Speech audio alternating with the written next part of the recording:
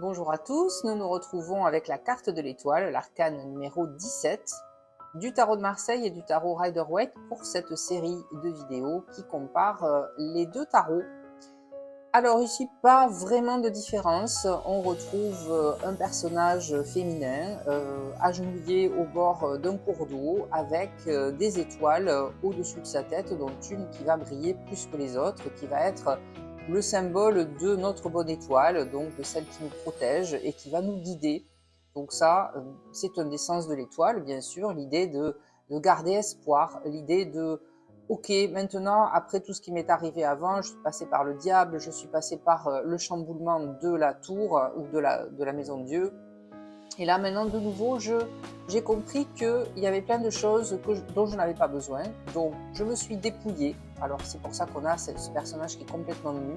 Je me suis dépouillée de tout ce qui était superficiel, de tout ce qui n'était pas authentique. Et donc, je retrouve cette humilité, déjà dans la position de la femme agenouillée. Je retrouve l'humilité, je retrouve l'authenticité et j'ai espoir que en passant par cette étape de nettoyage, là aussi, il y en a d'autres dans le tarot, mais c'en est une ici, je vais pouvoir repartir sur de bonnes bases et repartir sur le bon chemin. De toute façon, quoi que je fasse, je sais que je suis guidée, je sais que je suis protégée par ma bonne étoile.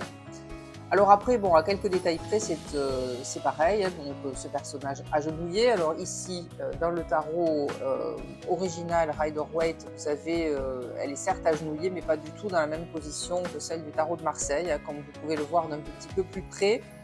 Les jambes sont beaucoup plus écartées. Donc ici, on a vraiment l'eau qu'elle verse qui coule entre les jambes, ce qui fait que cette carte ici pourrait nous parler de perdre les os, par exemple, au moment voilà, juste avant l'accouchement. Alors qu'ici, c'est plus difficile, mais on peut quand même imaginer, hein, puisqu'elle verse quand même de l'eau.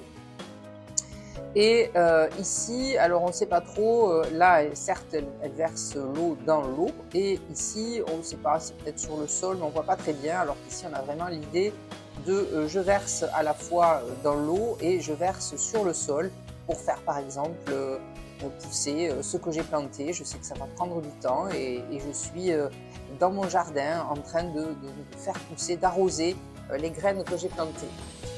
Donc sinon la position n'est pas la même, donc ici elle regarde vraiment attentivement ce qu'elle est en train de faire, alors que là elle est plus perdue dans ses pensées, le regard un petit peu dans le vague, faire les choses de façon un petit peu plus mécanique. Et puis ici sur cette représentation de l'étoile, donc on avait vu de toute façon, ça c'est le choix esthétique de l'illustratrice. Oui, c'était une femme, je crois bien. Bon, des femmes très plantureuses, oui, très en forme, très sexy. Et là, elle n'est pas agenouillée, elle est accroupie au bord de l'eau, donc c'est pas la même chose. On a gardé l'idée de verser de l'eau dans de l'eau, ou alors c'est peut-être à force de verser de l'eau que ça a formé une flaque, on ne sait pas trop, on ne voit pas vraiment de cours d'eau.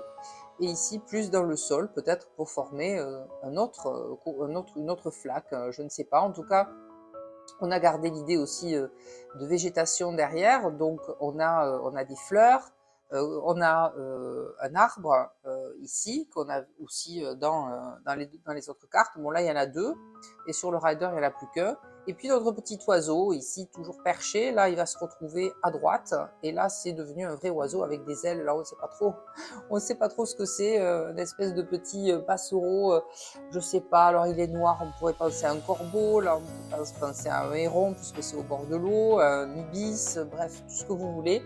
Alors qu'ici, on a un oiseau qui est beaucoup mieux dessiné, qui ressemble à aucune des espèces que je viens de vous citer, d'ailleurs, hein, ni à un corbeau, ni à un héron, ni à un ibis.